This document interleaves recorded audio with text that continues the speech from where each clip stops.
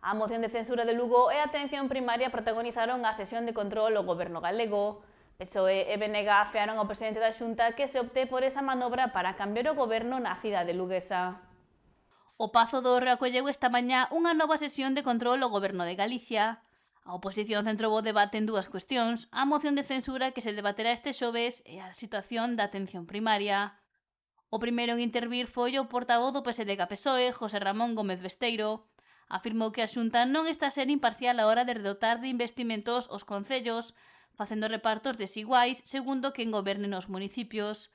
Apuntou que os populares só se priorizan eles mesmos, algo que se está a ver en Lugo. Intentar frear inversións, frear proxectos, intentar, no caso de Lugo, que el Lugo non avance. Non o conseguiron. E cando esa forma de facer política non lles dá rédito, o que intentan é atraveila pola parte de atrás, asaltar os gobernos municipais cunha actitud vergoñenta que, créame, avergonza incluso a gran parte do seu electorado. Tocaron concelleiros, tocaron concelleiras, lles preguntaron que estaban dispostos a facer para renunciar aos seus principios e tuveron a sorte de encontrarse cunha concelleira profundamente deshonesta.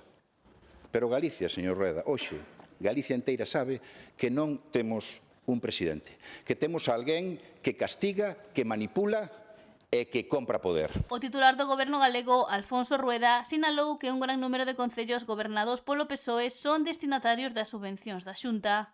Mire, levan moitos días dicindo en Lugo cousas que son intolerables. Eu teño unha teoría doble. Primeiro, se cree que todos somos iguais, ou acaso vostede me pode decir aquí que non intentaron presionar de todos os xeitos posibles a esa concelleira ofrecéndolle de todo? É capaz de decirlo, señor Besteiro? Se cree que todos son iguais, afortunadamente somos diferentes. E despois,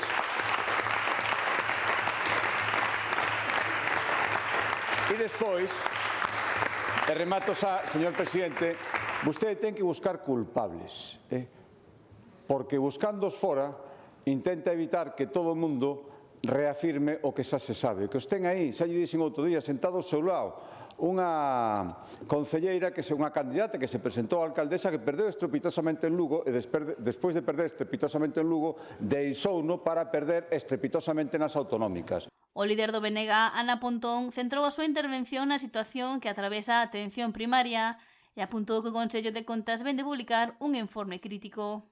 O deterioro de atención primaria tras 17 anos de recortes do Partido Popular, un recortazo de 1.650 millóns de euros que provoca que hoxe teñamos a nosa atención primaria nunha situación crítica e insostible. E chegamos aquí non por casualidade, chegamos aquí porque vostede deliberadamente ten infrafinanciada a nosa atención primaria. De feito, Galiza é a segunda pola cola que menos recursos dedica á atención primaria do Estado. E as listas de espera non paran de medrar mentres o seu goberno ten 2.444 vacantes en atención primaria. Ten vostede vacantes o 24% das prazas de médico de familia. E definiu de indecente a moción de censura de Lugo.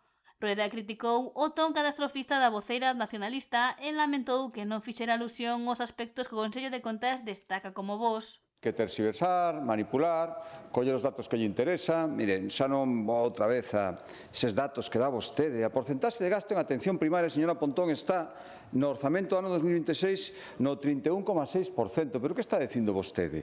Contratamos neste 2026 163 novas plazas para primaria, 90 de enfermería, 36 de médicos PAC, 12 PSX, 3 fisioterapeutas, un conductor, 21 psicólogos clínicos.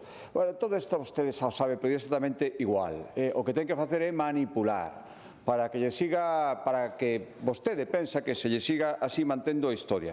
Mire, que pena que se falamos de informe do Consello de Contas, vostede, como sempre, despistar o que non lle interesa. O informe do Consello de Contas, por exemplo, di que hai avances relevantes na atención primaria con melloras tanto no ámbito asistencial como organizativo.